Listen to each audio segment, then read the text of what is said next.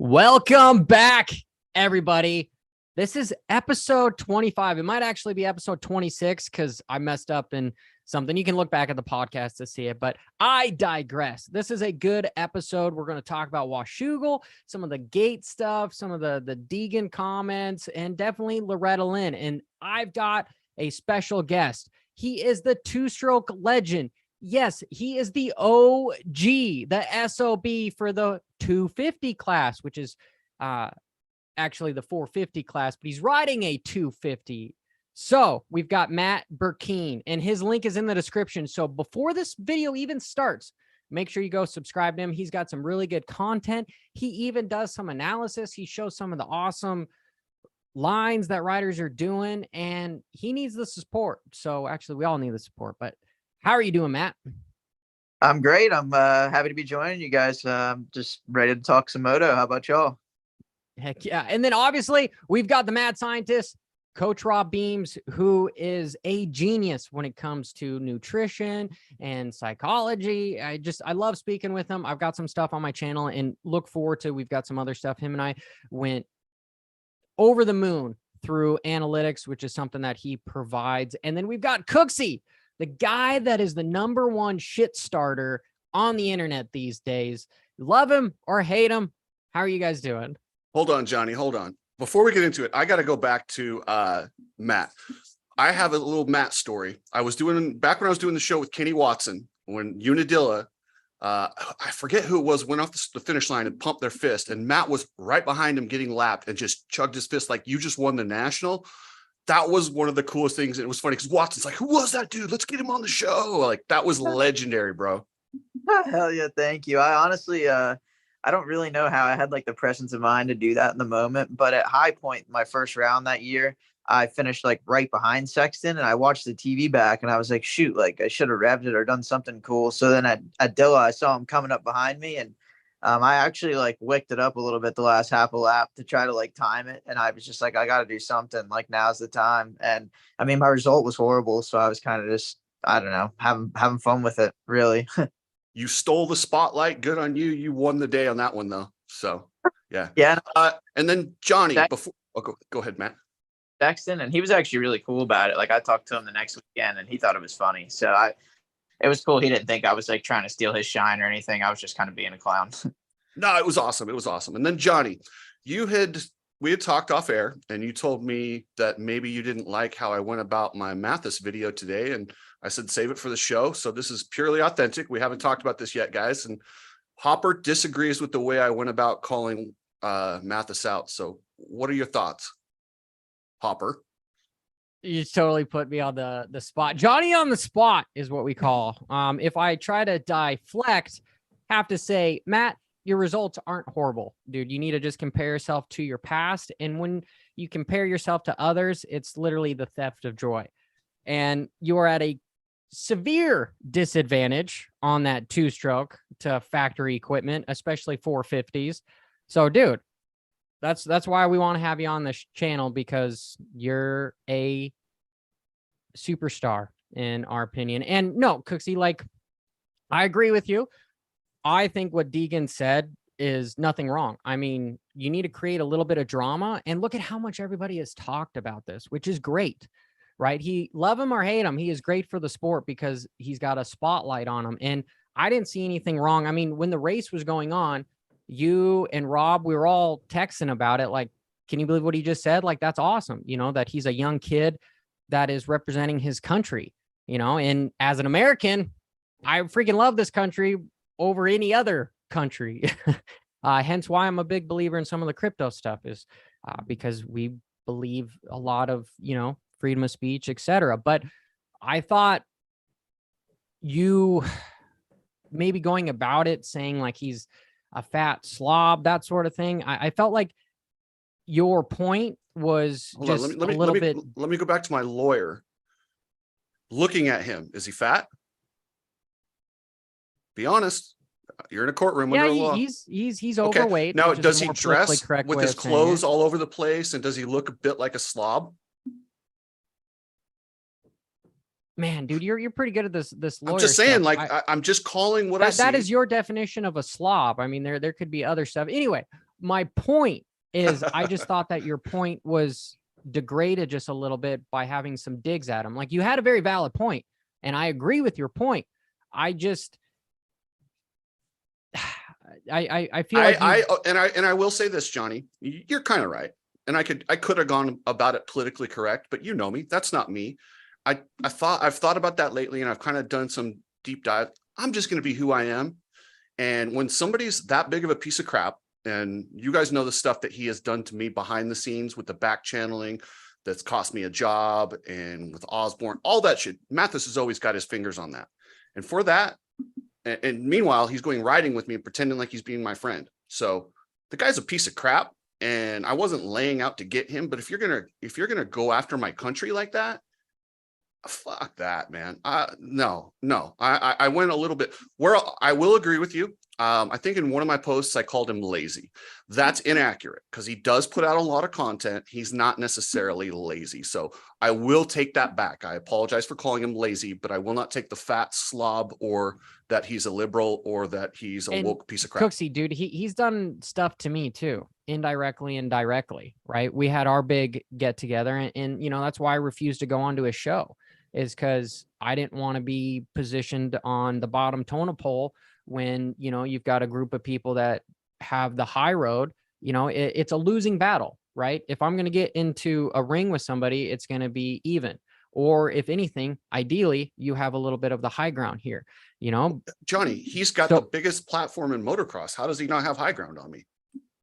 No, that's what my point is that, like, I'm a little biased towards the subject too. However,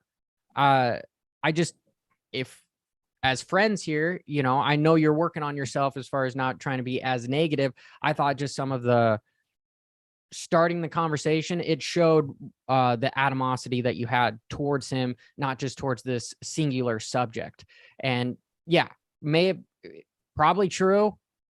That's where I stand on it. I'll be 100% honest on this one. I recorded that video about 6 times. And the first 5, I went, okay, that's way too hard. You should have heard some of the stuff I said. It was pretty bad. So I'm sure. That was the toned down version that I could put on YouTube. And yes, I did. You know, it is what it is. I will tell you this though, dude. I do see a change of the guard in how you're presenting yourself, and the views show it. And I'm proud of you, dude. And the bottom line is, I didn't just go after him for my own personal issues. That struck a chord with me and it strikes a chord with me every single time when I hear people saying that you're a racist or whatever because you want to fly the American flag. I really get mad, and I feel like that is a whole thing going on in our country for the past 3 years, and I feel like there's an agenda behind it. And I don't want to get too, I guess I wouldn't call it a conspiracy, because this shit's happening, but that's what's going on right now. They're trying to make us into a one world government. And I feel like that the whole Great Reset, and, you know, I don't want to get into the Klaus Schwab stuff, but it's real. And when people like him with a platform attack it, I felt immediately I had to defend it. And I agree with you. Again, I don't see anything wrong. JT seemed like a little on edge about the whole thing. Jason Wygant came about it very politically, well, he was such a little fish out of, like, he was just, they didn't know what to say to that, you know? And so I just, as we spoke off air, right? The amount of hate that somebody got, whether it's deserved or what, you know, we've been on the other side of the hateful comments, the forums and blah, blah, blah. Dude, it's a horrible thing. Matt, you being a content creator and a writer, I'm sure you've been privy to some hate comments that struck a chord with you. The last thing I feel that we should do with our platform is make somebody feel that way, even if it has any merit to it, you know, and that was the only thing that I disagreed with you. I'm totally cool with what you said, besides just some of the hurtful things. And man, I sound like a total puss, dude. And I agree. And people in the comments give me a hard time for fucking defending Mathis. And I'm not defending Mathis. I'm just telling my older brother, like, next time, I know you're a better man than to try to put somebody No, and I appreciate that. And I do think about that. And like I said, if I had it to do over, I just wouldn't say lazy. The only area that I would disagree, Johnny, with you on is like when, and I know there's a little bit of humor associated with it, but just take it for face value. You know, when you get jacked up on the Costco cookies and you come in and everyone jokes about the idea that you're ramped up on the cookies, we as consumers of your content, we can sense like you're excited about the race. You're like, holy F, did you see that race? And then you hold up that box of half-eaten cookies. Can you imagine if Cooksey came in and said, dude, your presentation is good, but you got to wait till you come off that sugar high. Are you going to be able to put that same level of emphasis into that content? And I didn't know Chris had obviously retook that, that video 5 times previously. What I took out of it, yeah, maybe I wouldn't say that. I told you guys off the record, the way that Deegan talked, that's not my personality. I've never been that kind of confrontational type of person. I always just let your racing talk for yourself. But like you guys educated me, those type of comments create drama. Drama creates content. And I get that. That's just not my MO, but I don't hate on somebody for it. It's just not my MO. But Johnny, for you to tell Chris when he has a passion about what was said, and I like the way Chris articulated, he wasn't doing that video because he has a beef with him. He was just talking about the content of what was just said half hour before. He goes live with it the same way you go live, and you happen to be jacked up on. Can you imagine if all the people in the chat room say, hey, Johnny, you love your content, but we don't like it when you're jacked up on the sugar because you talk fast, you repeat yourself. I mean, whatever their negative comments are, they're saying it in love and gist. But I think if you came in and you were half exhausted and you've already had a 20-hour day and you're like, for the sake of all of us on YouTube, you take more time out of your night, you do another 30-40 minute video, and you always, you're jacked up. I think that's where people have to give Chris some credit, where struck a nerve. Again, he articulated that he did it a couple of times before he finally took the last one and just pushed it out there. I liked it because it was raw and it was authentic, just like I like yours when they're raw and authentic. It may not be my presentation approach, but I have to, for the 3 of us, and Matt, I apologize because obviously you're not with us each week, but for the things that we've spoken about where we don't agree with censorship, I'm not a satanic type person, but how can I say it's okay to put out Christian literature when somebody else can't put out satanic? This was an argument that I had numerous years ago. I don't agree with it, but if I'm supporting one type, free speech is free speech. And so the same thing goes here. It's like people love Cooksey because he is authentic. And I think it's very interesting. We pride ourselves on not trying to be journalistically, I don't know what the right adjective would be. We're politically correct, journalistically correct. We don't kowtow and try to tell people what they want to hear. We state our minds. And in that case, Chris was extremely irate, watered it down 5 times previously, and then finally said, I'm going with this. I loved it. So that's the only thing is I think the message, you agree with the message, maybe not the approach. I love your message, but maybe not the jacked up sugar, because I know that's not the authentic Johnny, but it doesn't make me dislike the content.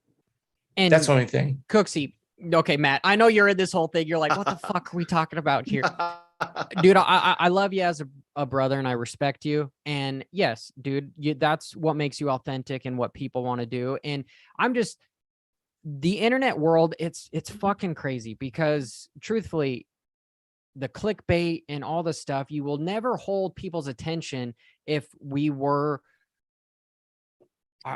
lack of a better term, the perfect individuals that just let shit swipe by, because it's not drama. It's not drama. And hence why Deegan has such a big following is because he kind of pokes and prods. And that's kind of what you were doing, is you were poking and prodding. I'm guilty of, like I said, putting on a show a little bit. Same thing with my live shows is you come in all hot and blah, blah, blah, is because it's a retention thing. Right. And that's what this whole social media thing is. I hate it for that same reason, is because it's a false sense of originality to certain things, because you almost have to be fake to a level to keep people's attention on stuff. Well, and right?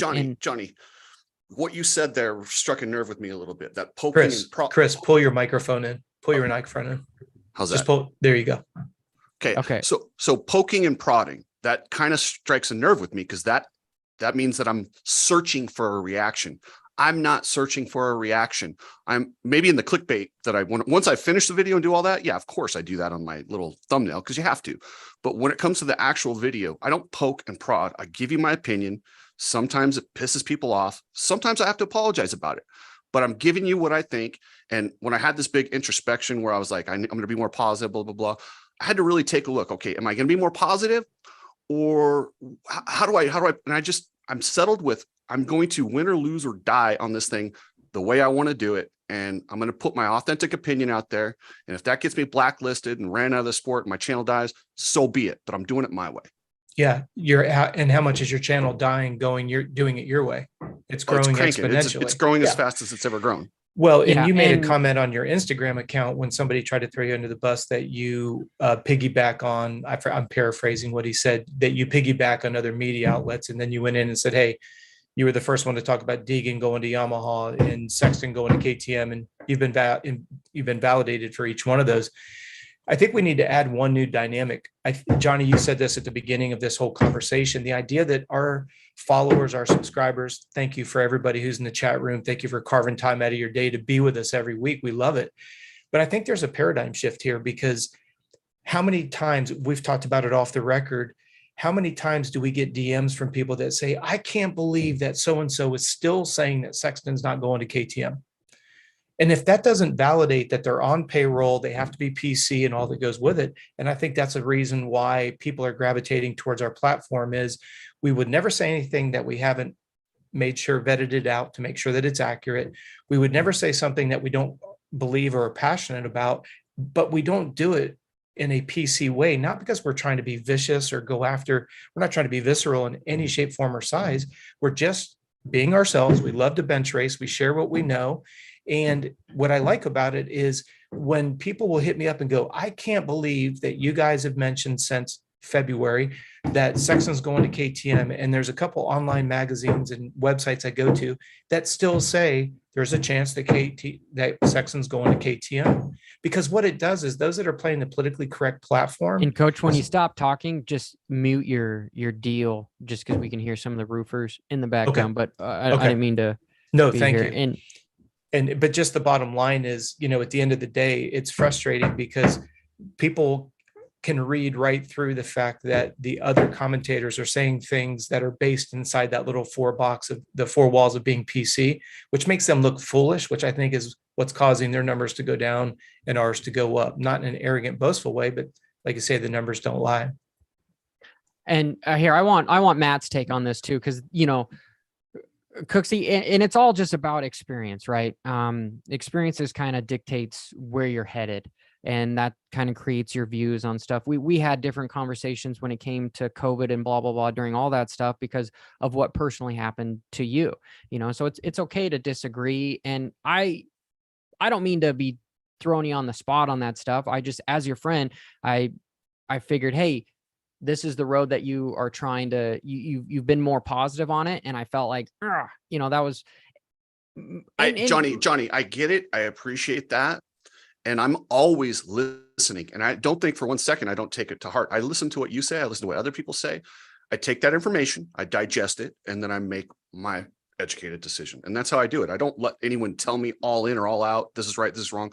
I'll make my own logic based off information. So, and speaking of information, Matt, you had some good shots at Washougal. Unfortunately, you weren't racing, but man, you got your second win. That there was a on great the YouTube segue. channel. Yeah, thank you.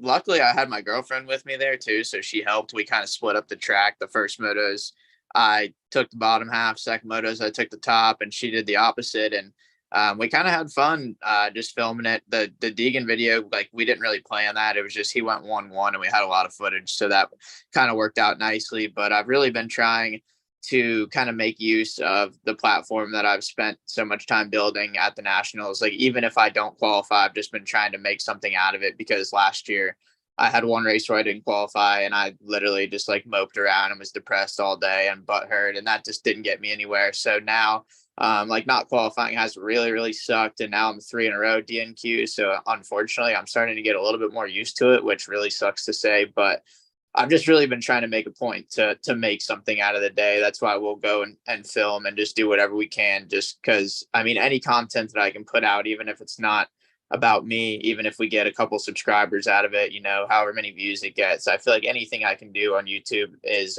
helping me build the audience. So especially like I'm already at those locations anyway, and I'm not racing the motos. So like, I feel like for me, it would be kind of foolish to not take advantage of where I'm at and what's going on. It's kind of the perfect place for content. When you're out there filming and watching the track, do you ever pick up on anything? You go, oh man, I should have done that. Or are you learning too? All the time. And especially like when I'm filming Jed, it's literally like, I'm like, is this the sight lap or something? Like, what's going on? And he's literally just pulling away from everybody. It's incredible. But it does suck. I often, like, all the time during the first moto, I'll see stuff that the top guys are doing, and I'm like, shit, like I'm a couple hours too late to the party on that, but that sure would have been nice to know in the morning. But a lot of those guys, I mean, especially from someone like me who doesn't usually make the motos by a whole lot, or lately I've been not qualifying, like those guys are literally just on another level physically and mentally. I mean, they do things out there that I don't even think of until I see them do it. And I'm just like, like I'm an idiot. Why wasn't I doing that? But those guys are next level. It's fun to watch and it's fun to film. It really, I mean, I do make the videos, but at the end of the day, it's those guys that are making my content so good. They're fun to watch and fun to film. And I'm just trying to hustle and make what I can out of it.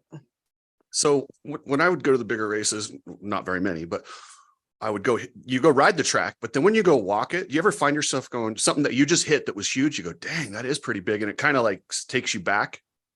Yeah, big time. We actually, after a couple of the races at Thunder Valley and High Point, because those were like two of the gnarliest, ruddiest ones, we actually, it started at Colorado because I was wearing an Insta360 camera on my chest protector and it broke off. So we were walking around looking for it. And excuse me, right when we were out on the track looking for the camera, we kind of also were like, wow, like check out the track. And we kind of did a track walk too and took some clips for YouTube of just what the track looks like afterwards. And literally when I walk the track after the motos are over, I wonder like how I even make it through some of the sections, especially Thunder Valley and High Point. Like those were some of the most rutted, messed up tracks I've ever seen. And even at High Point, I took my girlfriend's dad out there because he's just like a local 59-year-old YZ250 vet rider. And I always tell him like, man, some of these tracks, I really think it would be hard for you to even make a lap around them. And I took him on a walk around High Point after the motos and he agreed with me right away. He was like, dude, I would never make it a corner out here. Matt, the chat absolutely loves you. I'm pretty sure everybody that's in the chat is going to go subscribe to your channel. Cause yeah, dude, I've been watching more of your content too. And I think it's an awesome job that you're doing, that if you don't even make the motos, you're there. You can make a negative out of a positive, and that is going to take you far, dude. And truthfully, I love you giggle sometimes when you see something, because as opposed to be like, oh, no fucking way, which is something like I would say, but you're just like, you're blown away. It's great. I do have to ask you this. Do you feel that your 250 should actually be allowed in the actual 250 class, not the 450? Do you think you'd be doing better if you were in the little bike class? I do think I would be doing a little better, but I got to be honest with you, I'm not sure how much better I would really be doing. I do know that qualifying would be better. Just for an example, at Millville, I wasn't able to make the motos. I couldn't get those triples up the hill, and that cost me a lot of time. And if I was in the 250 class, I would have qualified 22nd, and I was 38th in the 450 class on a rougher track. So I do think some aspects would definitely be easier in the 250 class, especially the start. Like I know I've had plenty of videos this year where like I yank off the grate and get a really good start, but right about the time when the 450 shift into third, I'm pretty much screwed no matter what I do. And my bike runs great, but a 250 is a 250. It's just not going to be what a 450 is. But I think it would be nice to ride my 250 in the 250F class, just because like I know for a fact that those Star 250Fs are still plenty faster than my two strokes. So it would be sick, but unfortunately, I think we all know that we aren't ever going to see that, just because I don't think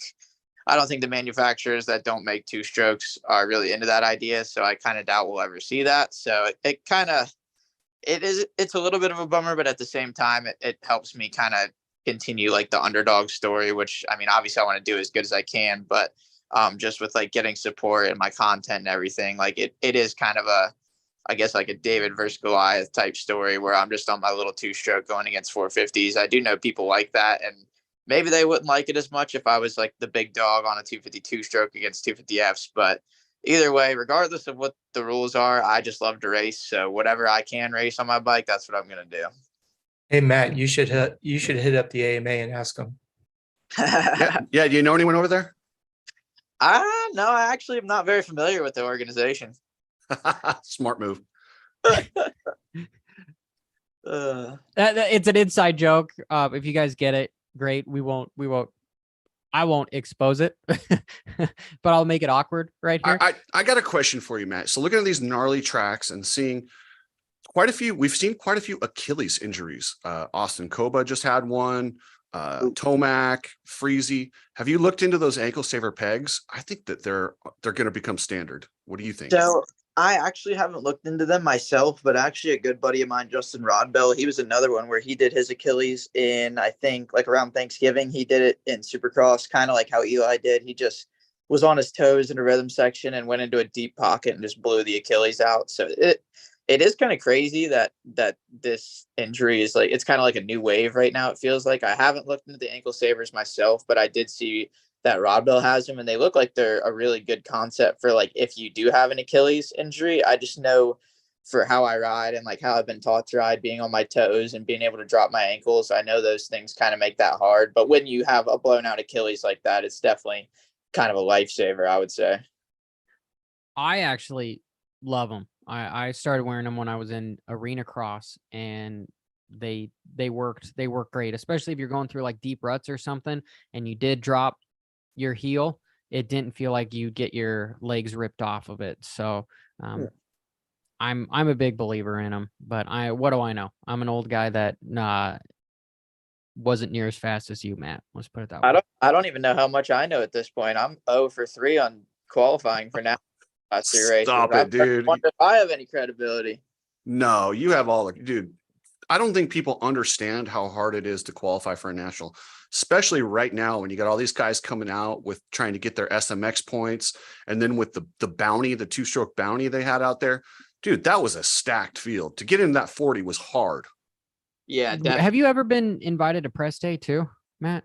So I got to do press day at Colorado, which I was super, super thankful for because I'd never ridden at the altitude before and like didn't know how to jet my bike or anything like that for altitude. So I was able to do Colorado press day, which was super nice of them to let me in. But I haven't gotten to do any other ones. So I've just been kind of showing up and riding. And then just like with all the travel and stuff, like driving everywhere by myself across country and this and that, like I've been so dang tired that I've about needed like the whole week to rest up for Saturday. So honestly, most of the press days, it hasn't really bothered me to not attend, but that the fast 36 at Washougal this year was definitely harder than last year because I went last year too. And the pace was definitely higher this year. And it would have been tough anyway, but I really liked Washougal and was feeling good about that one. And I kind of had a tough break second lap of the first practice in the morning, like right before the finish line on my first lap, my bike died on me. I blew a radiator hose and lost all my coolant. So I really only got one practice, and all year I've been struggling in practice 1 and then waking it up way, way more in practice 2. And this past weekend, practice 2 was basically my practice 1. So we did not put it together, to say the least. Johnny, what's the stipulation for getting into press day? Have we figured that one out yet, or is it just simply invite only? You have to contact them, and you have to have some sort of you have to be, from what they've told me, is that you have to have somebody writing an article on you or some form of press that you're going to get enough views, which I think is crazy that somebody like Matt, who gets 20,000 views every time he posts something, that's honestly sometimes better than what a silly news article would expose to the sport, So it's a little bit of both. It's like, hey, they want to make sure that you're playing ball. And because then again, this is the corporate America. The U makes the money or holds the money, makes the rules. And Cooksey, I'm guessing Cooksey's got to go take a shit because he just bailed, just making a joke. But no, like that was kind of the stipulations that I got. And Matt, to follow through on what you previously said, dude, because of all the factory guys are out, everyone and their mom that is fast on a motorcycle has been signing up for the 450 class. So you are literally racing against the cream of the crop, the guys that are fast, but just didn't have any luck or opportunity to really make a living racing motorcycles. They're all trying to make it into the motos now. So like, truthfully, for the privateer, this is the most competitive year for privateer. The factory riders, not so much, but they're just in a, like, that's why I really wish that this sport would go. You got stock class, which is sort of where the Loretta Lynn guys go, or privateers. And then you've got the factory 250 class. And then you have the cream of the crop. That's a works class that you aren't privy to the rules of the homologation and whatever to be able to race a bike off the showroom floor. Because we all know bike off the showroom floor is nowhere near the $200,000 Sexton motorcycle or Star Yamaha. No, I hear it's an so advantage. unfair. According to- It has been funny on the broadcast. Matt, that's a good question. Have you giggled at all whenever you've heard anybody on the broadcast, Ricky Carmichael, Stewart, talking about privateer suspension, privateer motors have an advantage? Yeah, I mean, it is kind of funny, just especially to me, whenever, like, he was talking about Master Pools, so that's completely different. And Master Pool's bike did look good, but it's just funny when I watch that and listen. And I'm stoked on how my bike runs and works. Like, I'm thrilled that I am super happy with it. But obviously, it's not like those works guys, and those guys are riding a lot better and smarter too, which is also helping the bike work better. But I do hear comments like that and kind of giggle to myself, because I'm just like, man, like, there ain't no way that their stuff is working worse than mine. But Masterpool did have it going on. I think they had a point at Thunder Valley whenever they were talking about it. I hear you. I think it's total BS. I thought it was kind of like the whole propaganda, which is kind of what, Cooksey and I were a little bit arguing about on here, because yeah. Hold on. Loretta Lynn's. Hey, Loretta- Nate, appreciate it. Loretta, how do we think it's going to go down this year? Matt, do you think anybody's going to bring cheater bikes? I would probably bet that they don't. And I would say that from experience, because last year, right after the whole Deegan claim thing at Loretta's, I raced them, I think like 2 weeks later at Budds Creek Amateur Day. And obviously me and everybody else was jokingly saying like, oh, I'm gonna claim the bike, this and that. And I promise he did not show up on the same thing that he had at Loretta's that they were all scared of. They had already been scared back straight and had like a pretty reasonable sounding motor in there. Because I also raced Nick Romano at a race last year, and the bike that Romano raced me on compared to the one Deegan raced me on was like not even a comparison. So I have to think that they learned their lesson after that scare last year. I think you're right. They probably did learn their lesson, but like any racers, give it a couple It's been years. a whole year though. So like nobody's Listen, talking about it. If I was a little under the radar and I was a privateer, I would 100% be running a big bore. Like if I knew I probably wasn't going to get top 5 and I'm riding pro sport or something, I would. That's just me. I think they're probably going to bring some unobtainium stuff too, just because they changed the rules to where if you are wanting to claim a bike, it's twice as expensive. And then I think they pretty much put the fear in everyone's mind that if you do go and try to claim a bike, you're going to kind of be ostracized by the community, and nobody wants that. So I guess I have a different take on you than that. And Coach, you were saying something? One of the things that will be interesting is to see if, let's just say somebody brings double money and they go ahead and claim it, not even worry about, like you say, being ostracized and blackballed for doing it. I want to see how it's executed on the claim was filed. Are they going to follow the rules? So they doubled it. We had claim gate last year. Let's say somebody doubles the money, comes in and claims one of the factory bikes. I want to see how it's handled on the backside.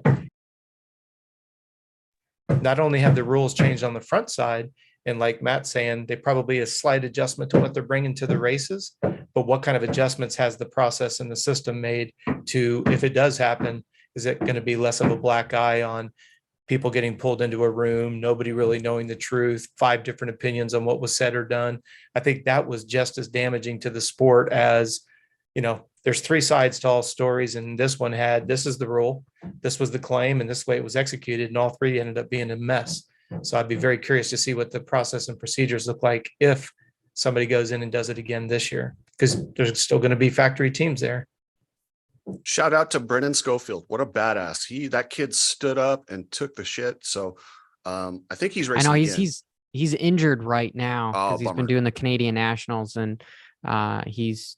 Did you guys had a reach out to couple him to see concussions. what he actually got out of that? Did he end up getting the motors, and did he get a chance to test? I know we talked briefly about it last time, but Yeah, did anybody I reach had out an to him? interview with him, and What'd he he get? told me he got the motors, but he was still waiting to get a test, and this was like 3 months after the whole thing. So I kind of doubt that he lost his ride with Yamaha in the Canadian shop, which I feel is a little bit more right. If I'm speculating, we can all underline what we thought happened there. Bad press, bad stuff, blah, blah, blah, blah, blah. And look at me, the irony in what I'm saying here. And then I just was giving Cooksey a hard time for, being a little bit unfriendly. So that is my point of it. I don't really think he got to test the bike, but that is such and such. And Matt, okay, you don't think there's going to be any cheater bikes, but here I'm going to put you on the spot. And there's another way to cheat too. And it's called performance enhancing drugs. Do you think any amateurs have dabbled in that kind of stuff? That's a really good question, actually. And to elaborate on the whole no cheater bikes thing, I shouldn't say that. There is definitely like 110%. There's gonna be plenty of cheater bikes at Loretta's. I guess just what I meant is that I don't think there's gonna be like the Star Pro Motor type unobtainium stuff that people don't want to lose. I don't think that'll be there. But as far as PEDs and amateurs, I personally have never heard anything about it, and I know a lot of people at different training facilities and stuff. I've never heard anything. The only thing I can maybe think of like during Loretta's that would be super useful, but I don't even know if it's illegal or not. But I mean, I'm sure people will be going and getting IVs to hydrate. But other than that, maybe this is a shitty answer. Maybe I'm just ignorant to it, but I really don't know I haven't heard of any of it. The only thing I can say, Johnny, is out of 38 years of doing this, I've had more than 25, 30 phone calls from parents who are training, and their trainer had made some recommendations, and the parents were calling to ask, is it going to stunt their growth? Is there any true blowback for getting on a program early? So I can tell you on my side of the fence, the answer is unequivocally yes, because the parents have asked, because it's very expensive, as you guys know, particularly yourself, Johnny, because you went on public record as has done that. I know at the amateur level, it is a problem. Adderall is at an all-time high of a problem right now. And the amount of TUEs that are floating around, whether or not they get actually processed correctly or not, is a different story, but not to try to throw gasoline on your fire, but the answer is absolutely yes. Coach, I was doing it all wrong. Right? No, Coach, is there any drug testing whatsoever at Loretta Lynn's? I personally have never seen it, and I've had some top riders there, but I've never seen it. Now, that doesn't mean it doesn't exist, but then we get into the semantics game. Are there rules? Yes. Are we doing drug testing? You could have somebody that says yes if somebody urinates in a cup. And then we get back to, well, what's with the samples that are drawn? Is there anything done with them? If they are sent to a testing lab, are they actually, just because you say, or I tell you that I took samples and I sent them to a testing lab, still doesn't validate where the samples actually tested. You asked a question, test, yes. You asked, did we take samples? Yes. If you don't go down to every single question, did you test? Yes. Did you take the samples? Yes. Did you send the samples off? Yes. Did you pay to have them evaluated? Yes. With the results that came back, are there going to be any penalties put into place? If you don't, and if you're not on that inside loop, and we can go down this bunny trail, but we won't, this is where it's important that you have the separation between promoters, a governing body, like we talked about a couple of weeks ago. It's for those of you who may be a little bit not up to date, just go watch the movie Icarus, where this guy just wants to do a story on what would be this guy's a recreational cyclist. He wants to do a self-documentary on what would his percentage of improvement be if he went on a PED program, started searching on the internet and ended up finding the guy that was essentially the man behind the entire Soviet Union Olympic drug program, and they showed how the buildings were fabricated with little holes in the wall. Samples were passed. I'm not going to waste any time on the show today with it, but it's fascinating because it essentially exposes how people think, well, there's no way there could be drugs at the Olympics. It's at the highest level. And it's actually, it's as the old saying goes, the cheating is so right in your face that you don't even see it. Look at Lance Armstrong. Once he came out and he talked about how they did it, he hired his gardener to drive the motorcycle to go and get the EPO to the town before the bus gets there. When the bus shows up, they called him Moto Man. They had all the syringes inside the bus. They would come off the bike, get in the bus. They would all shoot the EPO. They would take the needles, put them in Coke cans, crush the cans, put them in Moto Man's backpack. He would walk out in front of God and everybody. Everybody is literally 10 feet outside the bus. He'd take his backpack, get on his motorcycle and go. And this is documented over and over again with Hampton or with Hincapie and all of the guys that were on the team. Who's the guy? Tyler Hamilton. So yeah, the information is there, but yeah, it's a shame because unfortunately where there's money, there's cheating, as you guys always say. And the part that's scary is I think these parents have forgotten that these young children are still their children, even though they're good on a dirt bike. But some of the questions that I get are pretty frightening at times. And when you see certain kids that have not even, well, they get right on the hinge of hitting puberty, and you see the amount of facial hair, and you see their teeth separate, and you see their forehead start to square out. Those are all external signs of performance enhancing drugs. And when you see some of the females that actually have to shave their face that are training at facilities, there's a lot of consistencies that go through. And the amount of acne, it's insane. Not that we don't have teenage acne, but when you see a PED program, it's really nasty.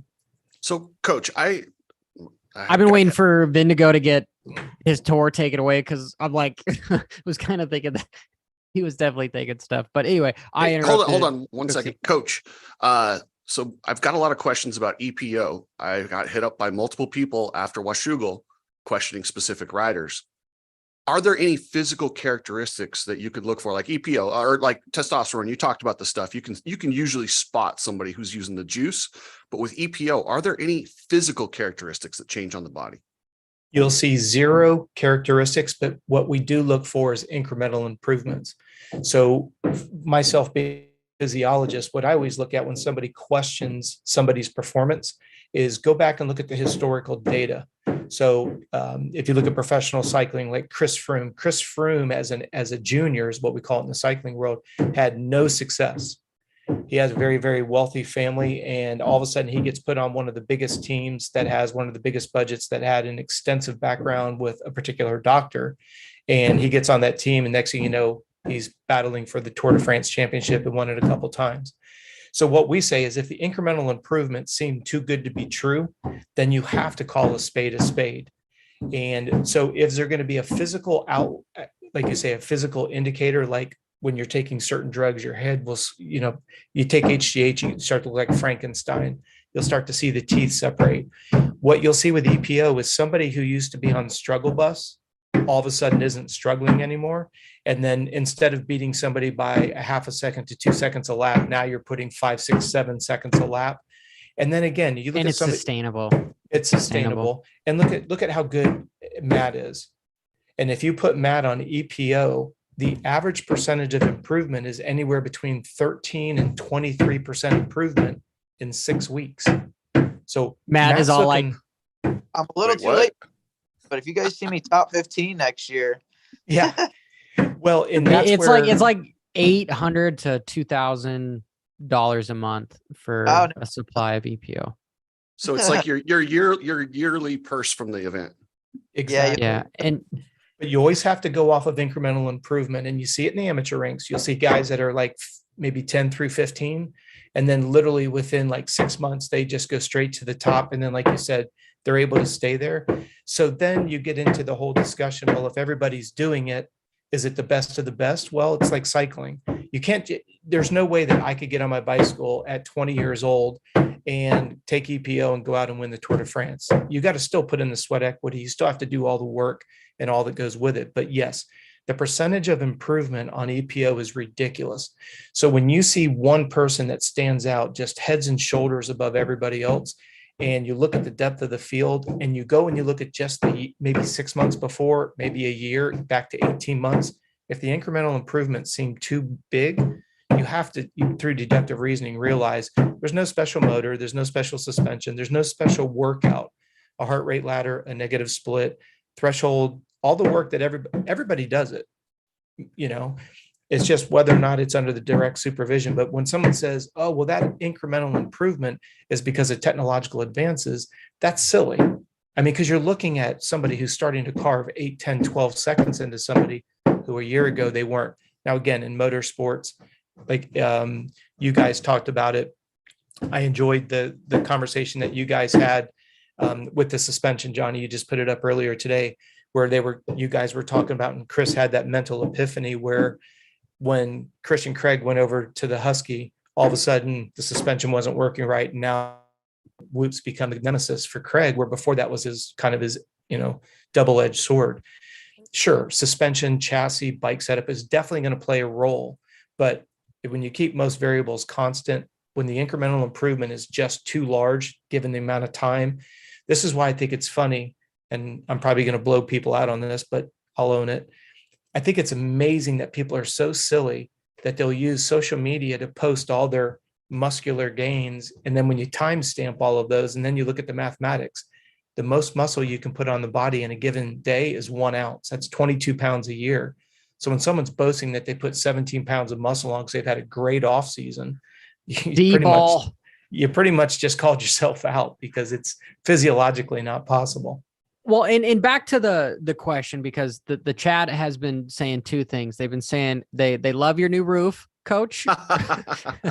and two, they really disagree with PEDs for minors. And yes, guys, I've talked to some top teams, and it happens, and it's unfortunate that it happens with kids, and nowhere should a kid ever put anything like this stuff in their body, especially hormones. I am 1000%, everyone on this panel do not agree with that. As an adult, it's up to you to decide whether or not you want to potentially give you hair loss, back acne, hurt your circulatory system. That's completely up to you. Have adrenal fatigue syndrome, Epstein-Barr, all that stuff, all the bad stuff, die earlier. That's okay. Well, because Johnny, you're making it sound, now you're talking about excessive use. There are reasonable uses for these things. That's why they've come to exist. Yes. You are right with like TRT and stuff that you are on too, but you would never have a kid take even that kind of stuff unless they had a physical with blood tests and blah, blah, blah, knowing that they need to take some of the supplements. And truthfully, dude, the amount of tests that I believe you're taking as supplements is just to get you more back on a natural basis. Correct. Like for me, when I was 26 years old and what I took, it was 5 times more than what my body at a 26-year-old would produce. And what was recommended to me by the doctor was like 8 to 10 times. And I wasn't willing to do that, but yes, the EPO was absolutely freaking amazing. The testosterone and that kind of stuff gave you arm pump out the ass because of all the blood retention, but you do gain a lot of weight. Inside of 12 weeks, I went from 130 pounds to 175, but that's a different story on that kind of stuff. 1 second. Muppet just had one of the funniest comments I've seen in a long time. He said the banging in the back is coaches building a box for Mathis. Just saying. You can laugh, Johnny. It's not bad. Well, honestly, I don't get the joke because I'm simple-minded. Because he's going to kidnap him and kill him and throw him in a box. Oh, okay. Okay, maybe it wasn't as funny as I thought it was. Inside joke. I don't totally get it, but no, I do think drugs are completely a problem, and I do know that they're rampant. And you do know, like, we live in a world of cancel culture. What would you do if you were testing Loretta Lynn Champ, that's a 13-year-old, for drug testing? Do you know how much the sport would get shit on for doing something like that to a minor? Like I don't know. Johnny, that would almost be considered abuse. It's actually on both sides. Questions. It's actually on both sides. Is we would be aghast to think that it'd be happening to somebody that young, but then on the flip side, the testing is not going to be implemented whether it's tested, sampled, and all that goes with it. But let's say that a legitimate drug program was put into place. That's why you can't have the promoters organizing and managing the rules and regulations and penalties associated with the drug testing, because we have common sense, right? If your entire livelihood is based on 8 or 10 of the very best riders in the world, are you going to, because remember, you've taken drug testing under your own umbrella, are you going to trust the validity that, okay, 4 guys get popped, and you think seriously that somebody whose revenue comes off of 4 of those 10 guys is going to implement a 6 or an 8 or a 10-month a year suspension? You just cut off your own supply channel. All we've got to do is look at the lack of interest in the 450 class this year because of the decimation of the field. Imagine if we had 4 of those because of PEDs. Of course, the race organizers are not going to implement drug testing. Well, because then it'd be World Supercross all over again, where you're like, exactly, who's the one guy racing against? You know, I had even my neighbor message me and being like, what the heck is this? You know, Kenny's just murdering everybody. And I'm like, yeah, it's the inaugural series. Like, there's still some good riders there, but yeah, he's supposed to win. Matt, backpedaling a little bit here, Washougal, the gate malfunctions, your opinion, because you were in the LCQ too. I know they were having issues. You were actually the one that told me that they were still having issues. Did they restart the LCQ? And do you believe that Sexton hit the gate because of a malfunction? Or, I mean, what is your perception on the whole thing? So it's funny you guys asked me about this, because I actually probably 2 or 3 hours ago uploaded just like all my GoPro stuff from Washougal, and I actually had POV of like all that went down in the LCQ. So there was actually there was 3 starts of the LCQ, but only one time the gate actually dropped. Like they turned the card sideways 3 different times, and we only got 1 gate drop. So the first 2 times, like, we were all revved up for like 7 or 8 seconds, and all of us started looking up, and the gate didn't drop, and they were doing test drops, and it was working. And then we would go back to the race and it wouldn't drop. So we had to do 3 gate drops for our LCQ. And then I didn't think there was any other issues until that last 450 moto. And I was standing up by Horsepower Hill, so I didn't see it like in real time or anything. And I actually still haven't watched the race back, but I did hear from a couple of people that I know that whenever they were doing the test drops, that all the gates were not dropping at the same time, and some of them were kind of like hanging up a little bit. So hopefully we'll see a new set of gates at Washougal next year, because I have not seen issues like that at a national in a while. And I think part of it might have been too because I don't think they had like a plate over the whole of the gate, and I think it was getting I think there was just tons of dirt getting shot back there, because now we're starting off grates. So when we go from grate to dirt, it just shoots all that dirt back there. So I think those were probably a few factors that had to do with it. But the video I just put out, if you go towards like 3/4 of the video, the LCQ starts, and it's just crazy. You can hear all the riders talking shit and yelling, and bikes and it's wild. Yeah, because you're burning your clutch and all sorts of stuff. You know, I made a video on it too, with a little bit of context. And I do think that they did the right thing by restarting it because of all the issues they were having. But I guess I will ask you this, because it's hydraulic, do you hear like a massive hiss from the doghouse? That would almost be like a tell sign that the gate is about to drop, because it's... So with it being hydraulic, I have heard a lot about that. But me being that if I do qualify, I'm always like barely in.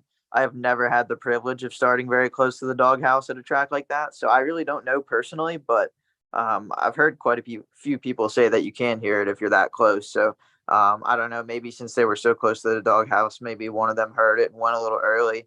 I mean, who knows? It might have been, you know, the gates weren't falling right and Anderson and Chase went early. It might have been both things, but I do know that, like, my girlfriend was helping me film, and she was down there by the gate, and she said pretty much every factory mechanic down there was bitching, saying that it was rider error and they shouldn't have restarted it. So I don't think anybody really knows, but I was just glad my boy AP got justice and got out front again. I think we were all happy to see that.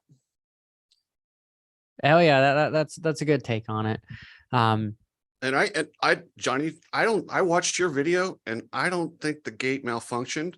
And to what Matt was saying, that makes me think Chase is probably listening for that sound and maybe it was slow from the sound, and he heard the sound and went and didn't actually. But I was glad they restarted it, because I didn't want to see. I mean, when I saw him come around and Chase was nowhere to be found and Jet was out front, I was like, oh God, it's over. It wouldn't make it exciting for sure, but it did seem a little bit like potential factory rider favoritism, because let's just say Matt, his gate was the one that flinched and he hit it, and would they have restarted the race? Nope. Nobody cares. And I mean, it is what it is, but like, I know in my case, like, it's just me and my girlfriend up there. Like, it's not like if something happened, it's not like my poor girlfriend's gonna be able to run around and find the right person and have proof and this and that. Like, there's no way. Where with it was Chase and Jason, so they've got 10, 12, 15 people from each team in everybody's ears. So it definitely, I think that those are probably the biggest factors, because if it happens to somebody like me or just another 3-digit guy, like, we're not going to know what to do. Like, we're just going to go around the gate and go on our merry way and just know we got screwed. Yeah, see, that's the problem, but that is a promoter nightmare there. If you've been having that much problems with the gate, like, what do you do right there? Do you all of a sudden go, all right, we're going to do a restart? Sorry, go for it, Matt. I said rubber band. Yeah, exactly. Just throw out the rubber band. That's what you'd have to do, or do something where, like you do in Supercross on a red flag but based off of like moto finishing. Oh, that's I'm going a to tough show. one. I'm going to show my ignorance here. Do they have an AMA official on each side of the doghouse that's actually watching the gate? So I think so, because I think now that we're on, or actually, so I'm taking this back, because I know in Supercross the grates were like full size. So I know that there was some problems with riders starting off to the side of them. So I know there was officials on both sides looking for that. But now in the outdoors, the paths that they have us on, it's only like a bike wide. So you're not able to line up to the side at all, even if you wanted to. So I'm not sure. I did see multiple officials walking around the gates after the gate didn't drop in the LCQ. So I know they're around. And then, I mean, it might have even been a problem going into the day, because we were on the gate for second practice, and like, we were on either side of the doghouse, and there was like a welding truck sitting in front of the doghouse, and they were like still working on the gates at like 10 o'clock in the morning on Saturday. So I'm not sure if there was some problems that they already knew about or not, but the bummer about, or I mean, obviously it's a bummer that I'm not qualifying, but I guess the beauty of not qualifying is I didn't have to worry about it. I was a fan at that point. Yeah. Well, the reason why I ask is you bring up a great point, though. When you think about what Matt just said, if each team's got 4, 6, 8 headphones, right? They shut that down in what, 3 corners, 2 corners? If that was Matt who hit it, and let's say his girlfriend did go to somebody, how are they going to, there's no way that they could get that communicated around quickly enough to get a red flag to be dropped. So as you called it, Johnny, the factory team favoritism, it just validates, because it wasn't until we went back and looked at the drone and while they're resetting the gate, we started collecting all the data. But in the amount of time from when they hit the gate to where they got on the track and how quickly they were able to pull a red flag out, like you said, that's how many headsets that from the moment it happened, how many people. It'd be almost interesting to see how quickly that went through the communication chain to get that red flag pulled. Yeah, I think everyone was, even watching the race, you're going, what? Why? What? Why? Oh, Yeah. wait. Yeah, why? This, and then all the replays, the gates aren't literally sitting. Usually when we've seen that happen before, the gates are stuck up, like something actually didn't go down, So as Matt was saying, it sounds as if it was probably a little bit of everything that went on, and we won't actually know. I do know it's interesting that after I posted that video, there were certain people that reached out to me, and it seems like only people reach out to me from inside the sport is when I start something. So who knows what actually happened. Who reached out, Johnny? David Coombs. I haven't heard from him in a while, and yeah, but we're friends. I like Davey. We were supposed to go to dinner a while ago, and then everyone got COVID, and yeah, so then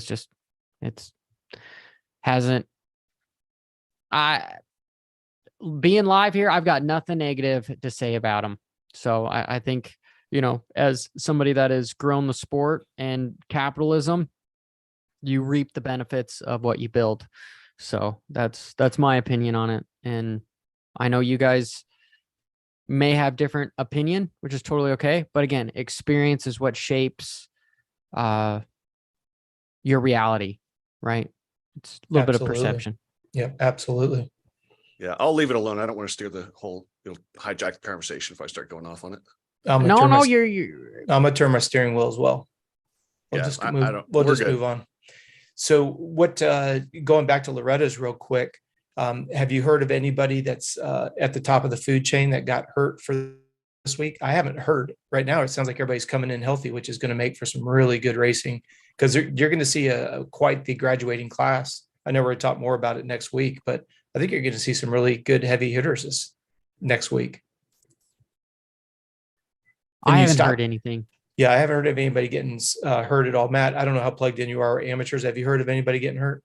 No, I actually haven't. I think I saw something somewhere a couple days ago where there was two top super mini kids. I think one of them moved up to big bikes early, and maybe they both did. I'm not sure. I think one of them was Landon Gibson, and then I'm not sure who the other one was. But those are the only two that I've seen. Other than that, it seems like everybody's coming in healthy, and I know I'm really excited to see that pro sport class, because there's a few guys that have jumped in even in the 450 class and done a few nationals and have smoked my ass. So I'm excited to see how they do against other amateurs, because I personally think it's pretty cool that that all those kids can do a couple nationals before they actually go pro. Like, I know some people probably don't agree with it, but I know for somebody like me, whenever I was younger in the A class, that would have been like invaluable experience. So I do think it's cool as long as it's not abused. So some of those kids really impressed me too. Like, one that stood out to me was Bryce Shelley.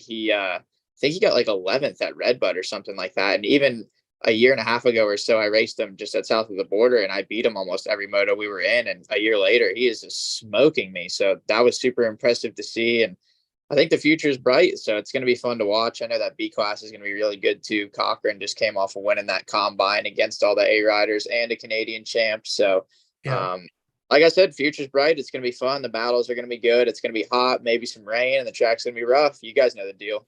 Matt, out of this list, okay, I can't read it. Sorry, Johnny, I can't see it. So Okay. call out some of the names there. You got Julian Beamer, you got Daxton Benedict, you got Cochran and Ferry. Wait, Yeah. Cochran? Yeah, Cochran's in there. I thought Daxton. Cochran was B. No, same thing with Ferry. I thought that they were going to race B too, but they're Are you sure racing. it's a different Yep, Cochran? this is Open Pro Sport. That's a different Cochran. That can't be the same one. That can't be Ragan. What's the first name on Cochran? Reagan Cochran. Reagan? Yeah, okay. like that can't. So I be was it. just You're- looking at it wrong then. By the way, got Matt, I'm with you. I love that rule where those kids can jump in there and just test the waters. Well, that's what I was going to ask Matt. I don't. Matt I don't. I made think a it should be like a stock class that they could jump in. I think Matt made a really good statement, and I'd like him to clarify if he doesn't mind. When you're looking at, obviously you're looking in hindsight now, but when you knew that you were going to transition to going pro, what year was that roughly? So it all kind of happened fast and not to plan at all. So I had a pretty decent year in the B class in 2013, and I went into Loretta's, I thought, with a chance at some championships and some podiums, and I got hurt in practice the week of the race, so I didn't get to race. So I had some support from a Suzuki team. They are long gone now, but I had some support from them, and then they didn't really want to move forward with an A rider or anything, so I kind of was on my own once I went to the A class. And then in 2014, instead of just riding amateur A, for lack of better words, the program was kind of running out of funding. We'd kind of been tapped for a long time, and if we had to keep going at it alone, we knew that it was probably going to be at its end pretty soon. So instead of doing the amateur A, we were just going to jump straight into Supercross in 2014. But unfortunately, the week before the race, I cased the triple and broke both my wrists, so I didn't get to do that. So then I took the bikes that I was going to race Supercross on and just went to outdoors in 2014, just out of a pickup. So it was like definitely not the transition that we were looking for. And then on top of that, like, I did everything I could. Like, I worked as hard as I could. And to be completely honest, I think I worked myself too hard, because once I got into the middle of the season, I just got worse and worse and worse. But I just didn't want to get to the races and think I had left a stone unturned. I just wanted to get there and know I did everything I could. So that first season in 2014, like, I really didn't feel like I showed my potential very much. And it was just a straight up struggle. And that actually, it kind of led to me quitting for a few years. I've actually quit probably 3, 4, 5 times off and on after different injuries. But in the sport we love, it just keeps me coming back for more. And see, Matt, that's why how I old was are you? curious. Sorry, I'm coach. I'm 27. And all I was going to say, Johnny, was I just think it's cool because I agree. I think it's cool that you can go dip your foot in the pond and it's like, all right, I'm way off the pace, and then go back down for maybe 2 years. But, when you didn't have that option and you're like, okay, when I get to this year, we're going to make that final transition and that jump. And I think it really, it eliminates that big vortex where you thought you were good or you're Yep. capable. They're all good. I mean, everybody that's in that, you get to the top, heck, you get to Loretta's, you're one of the baddest dudes on a bike. But that idea that there's that unknown of that vortex, and you jump in and you, like you say, you're off the pace significantly. You can put your tail in between your legs, go back and go, okay, I've got maybe 1.5 2 years to do some work. And I think it's fantastic from that standpoint. But when you didn't have that, that's why I was curious, Matt, your experience. It's like, you're kind of doing your budgets and just like you say, circumstances the way they are. And you're like, all right, this is where we're going to draw the line and we're going to make that big jump. And not that obviously we haven't spoken about it beforehand, but that's exactly what I want to avoid, is the disappointment where you said it, Matt, you're like, I'm out, I'm tapping out. And you do so for 2 or 3 years. Mhm. Yeah. And now that incremental improvement and really, as Johnny says, becoming an expert with 10,000 hours. Well, now you kind of hit the pause button and now you're not riding as much. So instead of getting better and better, you kind of regress, all because you made that jump and didn't know what you were jumping into. No, you make Yeah. a good point. So Hey, I'll retract my Can I statement. go back real quick? Did we just blow by Johnny calling Beamer and Benedict? Everyone in the chat room, fuck you, Cooksey. Hey, I- Daxton Benedict. I didn't hit. It That's a sounds like a good breakfast. Can you people in the imagine chat room if he they're shows like, up at- Matty B, he's sitting there giggling, trying not to laugh. Okay. Can you imagine Daxton shows up at Loretta's with Benedict on the back of his pants? That would Oh, be priceless. Honestly- eggs Benedict. Johnny, I could sit and listen to you read names all day. It's very funny. Well, here's something to think That's about. why we have it live here. That's absolutely why we have it live here. But if I'm trying to change the conversation here, what I've seen with the class is, I do agree with both of you. I think it's great because then you could jump down, see if you're ready or not. But I do see factories overusing it because they can move their riders up there and be like, is this kid ready for us to completely have him go straight star Yamaha or what, and get a little bit different treatment and whatnot. And then they can put it back. I don't really see a whole lot of privateers really using that to their advantage as much as the factories. The Yeah, only time absolutely. The only time I could see that being a huge disadvantage, Johnny, is say towards the end of the year, if Star has all their amateur guys getting in the way of Hunter or something of that extent. Other than that, I don't see a problem with it. I mean, shit, man, you just brought up a conspiracy. You could that's what we have to do to beat Jet. Have these Stack the guys field. move into the 450 class, because I don't think the rule states that you can't. You have to race the 250 class, or does it? Do we know? Yeah. You have to make the show in a 250 class before you can race a 450. Is my understanding. Did I say Jet? I meant Hunter. Hunter? I know, but I'm going for how you would get the championship to be done. Matt, is that right? You have to make the show to be able to go to the 450 class. I know it's that way in Supercross for sure. So I know it works like that in Supercross, but outdoors, I'm not actually sure. And that's kind of the way I did it anyways, because I started in the 250 class. So I'm not really sure, to be honest with you. I'd have to look up the rules. Well, in going back, think about, and JT Money talks about this a lot, and I really like JT Money on the ground. What am I doing? I still think we need, I think we need Daniel Blair and JS7 in the booth, and then you put JT Money on the ground, because when JT Money brought up the fact, like I was working with Logan Best at the time, and these guys were on super minis, and you had Daxton Bennett, Casey Cochran, Logan Best, and Hayden Deegan, and those 4 guys were just bar to bar. And isn't it hard to imagine? I don't know the exact years. What would that be? Maybe 3, 4 at the most. And now they've gone from super minis to now literally these guys, Daxton got the nod. He's going to get a pro opportunity there. Obviously he'll go back out and race the last 2 nationals after Loretta's, but then you got Daxton Bennett. Logan Best is not going to be going pro for a while, but you look at that, Casey Cochran, Daxton Bennett, Hayden Deegan, And like Matt said, look at Casey did really well at the combine. I mean, he put a pretty big stamp on good start, led start to finish, handled pressure, looked pretty polished. But Johnny, it also validates what you were saying when you're pretty much on a red carpet ride from amateurs where you're riding, prep tracks. You've got a mechanic, the whole 9 yards. I'll be interesting to see. Did you say Ferry is in the B class or in the pro sport class? You were looking at pro sport, weren't you? Oh gosh, watch me say the wrong name again. No, it looks like he is signed up in Pro sport. pro He's on a gap sport class. So yeah, Beaumare in there, Ferry, Daxton Bennett.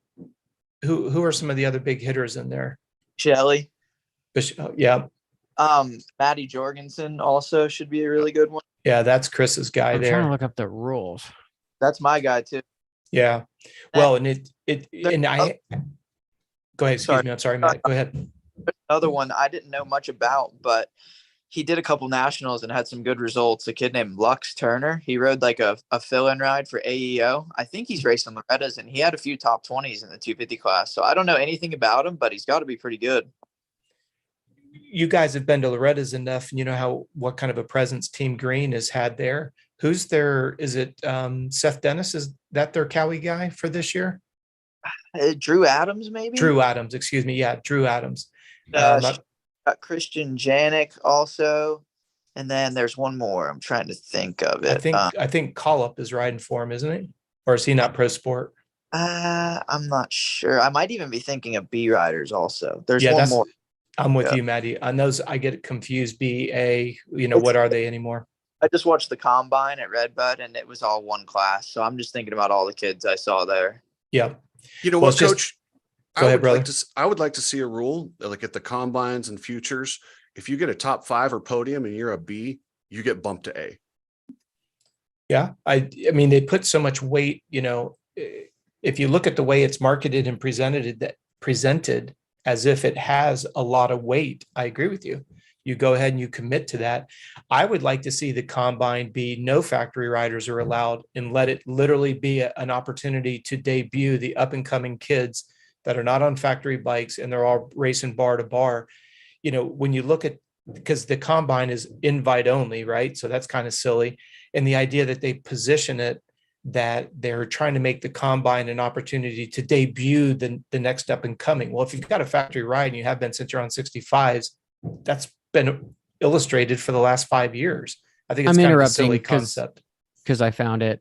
You can race 250 or 450 as long as you don't race more than 3. You can still race Loretta. What do you mean more than 3 what? More than 3 nationals. You can't qualify for the top 40 in, more than 3 nationals. Basically, it doesn't matter, Coach. You can run 250 or 450 outdoors. It's not like Supercross. Yeah. So the whole conspiracy that Cooksey started, I'm gonna say that as far as getting in Jet's way is you could have a bunch of these kids. Well, I said get in Hunter's way, but then you changed it to Jet. What do you got against Jet?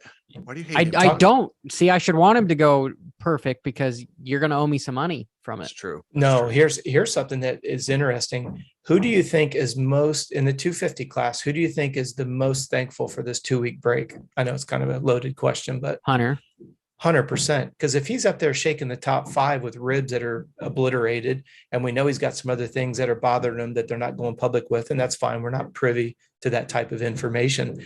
And, we'll go back to the Deegan conversation, and it makes for great drama and makes for a lot of storylines. But I don't know that I'd be talking a big game knowing that a guy that's got a couple injuries and not at 100%, it's not like you were walking him like a dog. I mean, he was right on your own heels. He went down on his own. And in the races before that, he caught and went around you. And now he's got a 2-week break. It's going to be very interesting. I'd be very curious to see what the next round looks like in 3, I guess it'd be 2 weeks from this weekend. But I don't know that I would talk a big game knowing that I'm not beating somebody, even though he's injured. Coach, what he did was so subtle. Mm-hmm. And it's not going to hurt him. Listen, Hunter's going to go out there no matter what. He's doing what he's doing. Yep. But what Deegan did probably won't affect him. But I appreciate the effort. I really do. And I love the storyline. And it triggers you. It gives you a reason to care. And I love that. What effort? Just talking about that Hunter should be winning kind of yeah, comment? not the American stuff, but just saying No, the no, Hunter no, should no, be winning. we're not and like, touching that. and Yeah. reportedly what he did where he rode by the pits and was laughing at the bike not having the red plate. Childish, but what's that? He's got some Cooper Webb in him. He does, and I love it. I love the personality. You like that too, Burkeen?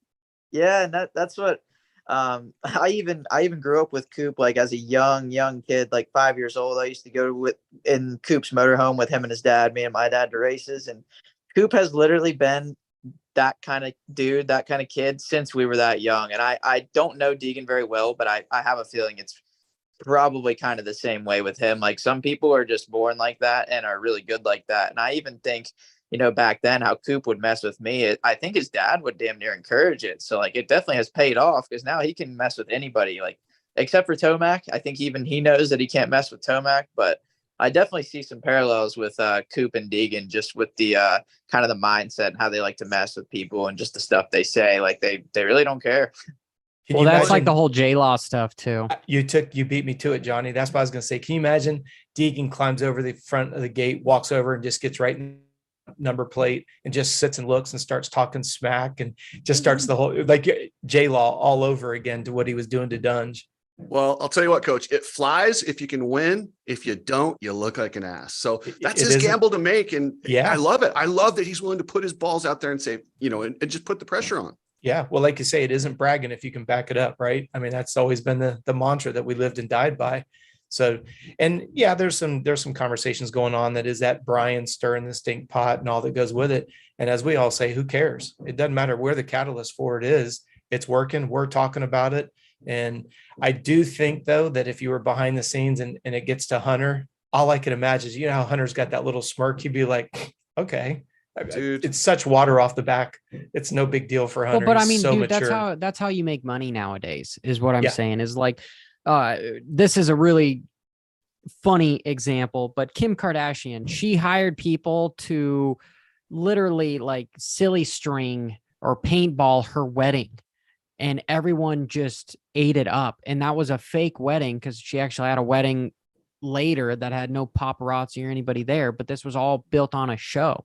It's just a matter of time before maybe somebody like the Deegans, if hypothetically come in here and like create a bigger storyline so that everyone makes some money. It's just, unfortunately, that's where we're going with social media and everything. Johnny, you jumped to my point. And I was going to say like Hunter, it's not going to affect him. I'm sure him and Jet look at it and just probably giggle because I don't think that bothers those two guys. They're two of the mentally strongest and biggest thinkers out there, but they have to understand when Deegan does this, their brand grows too.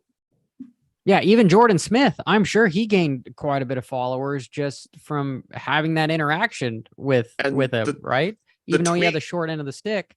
The tweet he sent out, remember that one where he sent it out like 2 weeks later when he's all a bit much for a heat race? You guys remember that? Yeah. That was so good. But I think it's great because if you look at the two ends of the bookcase, you look at Hayden's approach, which is the antithesis of Hunter and Jet. I think for those of you that don't like the Hayden Deegan behavior, to your point, makes the way that the Lawrences respond look even better, more polished, more professional. And then the ball bounces back the other way because you're not going to buy into it. So if you like the Deegan approach, then are you egging Deegan on to do more to try to crack them? And like you say, now we get more of a storyline and we get more of a, hey, how's this going to play out? Kind of like when Moseman tried messing with the Lawrence brothers and he got the short end of that stick. It's like, okay, we'll play until we have to really play. And isn't it ironic that, Hunter was the one that was defending Deegan on, riding aggressively, but now you've got this. I don't see anything wrong with it. I just think it's interesting how quickly we forget people who go to bat for you. And, it'll be interesting to see what happens. Well, Coach, I have a different take on that whole when he was defending. He was also protecting himself because he had rode dirty the week before. Absolutely. It wasn't all like, oh, I'm going to take care of Deegan. He had his own interest there too. Yeah. No, 100% agree with that. But it's interesting if we go back to what we said about a half hour ago, the idea of trying to stir the stink pot. Those guys orchestrated it to a T. Absolutely orchestrated it to a T. Obviously Hayden didn't know that Hunter was going to lose the front end in that corner, but As soon as that goes down. Now, what I will say, and I know you guys have all talked about it on your videos, and I have to concur 100%. Those last 3 laps of Deegan in the second moto, where he was relaxed and he was doing some of the craziest shit, but he looked so flawless. He looked on. I just kept going back and watching those 3 last laps because like he was just completely full send mode and just like he knew that he wasn't going to fall. Like he was just pushing that limit and looked like he was just on an absolute monorail. But I thought he looked the most relaxed and the most polished ever seen him ride. Coach, heading into Washougal, not one of us picked him to win. His chances for the championship, if you asked me, were probably lower than 5. Now I got him at about 40 and I got Hunter at about 60. Well, and somebody mentioned this and I can't take credit for it, but somebody had mentioned, I don't even remember who it was because I'd give them credit, that he has raced there as an amateur. And then you get the familiarity process where you've raced a track of its nuances. So, think about next year when he does have all these tracks under his belt, how much better he's going to be. Because same thing like with Vial, right? I mean, we respect the idea that learning new tracks is not easy at this ultimate level. Very, very difficult. Matt, who do you got? Okay, so I give you $100 to bet. I give you bet 100 to win 50 if you take Hunter, and you get 100 to win 200 if you take Deegan. Who are you taking? Oh man. I don't know. I haven't had very good luck lately, so I'm not sure if I'm up for the risk. So I guess I would take Hunter. I guess the only thing about even with odds?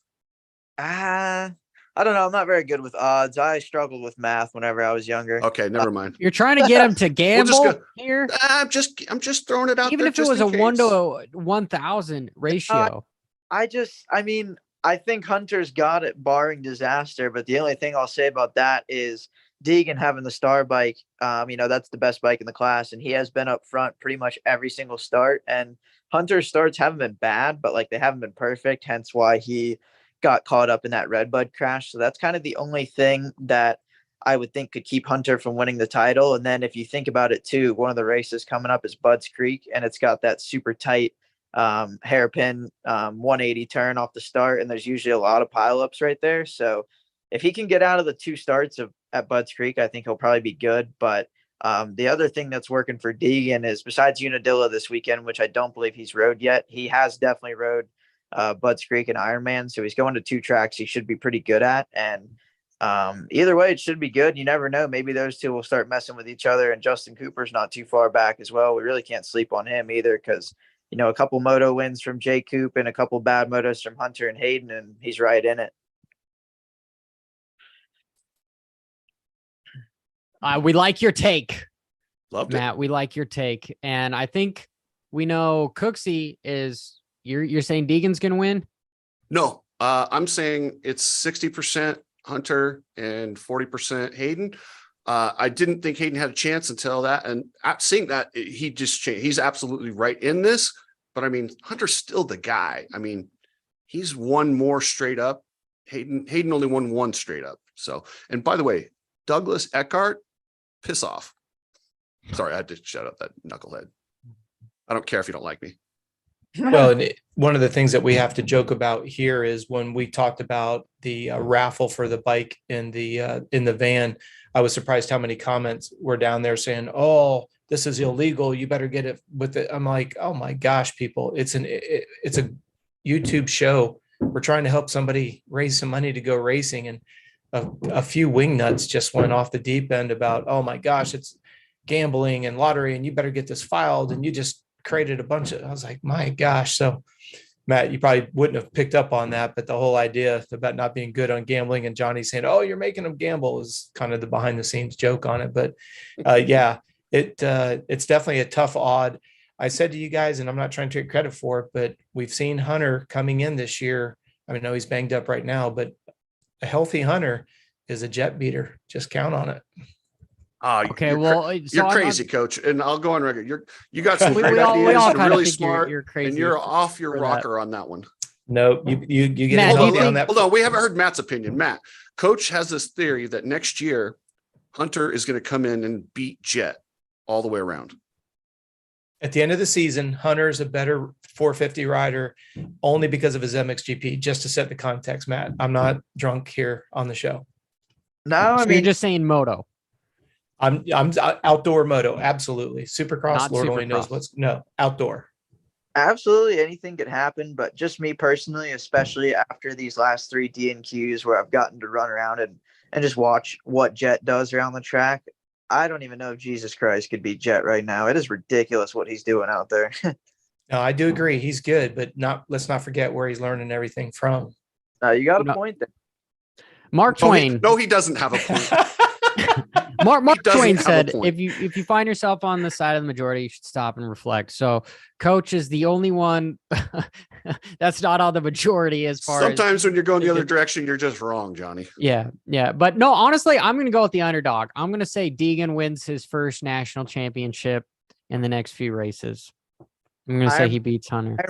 He's set on fire from celebration if he wins. That place is burning to the ground. The fans Yeah, will. yeah.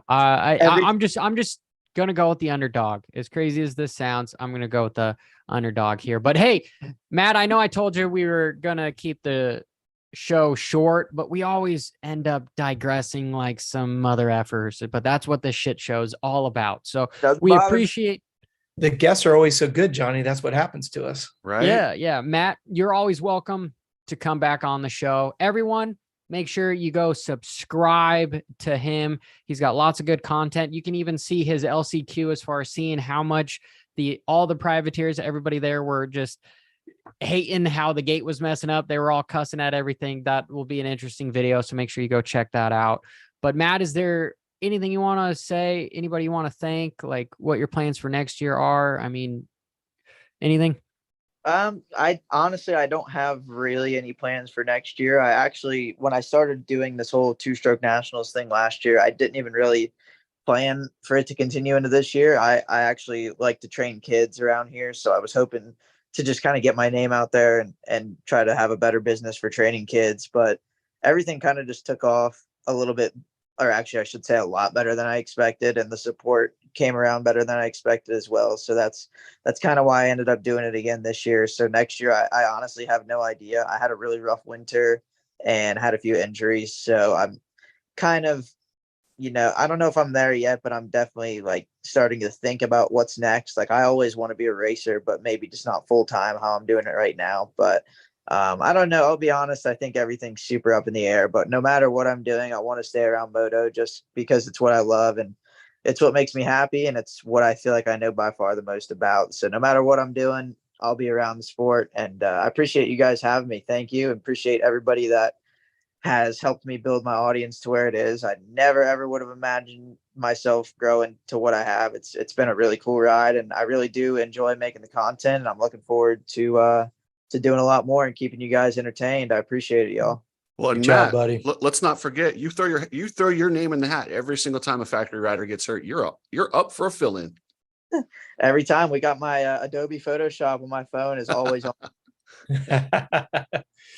Well, thanks for joining us, buddy. It's always a pleasure. No, dude, we love your personality and we like the content that you bring. So again, like I said, go follow him. And if you're in need of any sort of techniques or teaching, make sure you reach out to him because we know he can ride a 2-stroke, right? And if you can ride a 2-stroke, you can ride a 4-stroke because those suckers are freaking turds. They make it easy to ride. And this was a wonderful panel. We've got the SOB Cooksey where we're getting in a fight. If we were face to face here, I feel like who do we got? Do we got Hopper or Cooksey at a boxing match? Who do we got? If it gets out of the first round, I don't have the cardio you have. I don't think you're getting out of the first round, but yeah. And then I wasn't saying like a UFC wrestling thing because you've got a couple different weight classes on me, and then we've got Coach with his expertise on off the bike training and nutrition and blood testing to make sure you're not fatiguing yourself out here. So appreciate you guys having. Thanks coming for on the putting show. us together, Johnny. Appreciate it very much. Until everyone next in the time, chat room, thank you as I'm well. going to try to learn how to pronounce people's names. Cooksey. Daxton Benedict. Oh shit! People are going to get mad because an I'm ad is calling coming him in. for the rest of my life. I'm never going to call him his right name ever again. No, he's now Daxton Benedict. Yep. Eggs Benedict for the win at Loretta. So, hey, Matt, can you prop with us? Hell yeah. All right, so drop the hammer. Bra, da, da,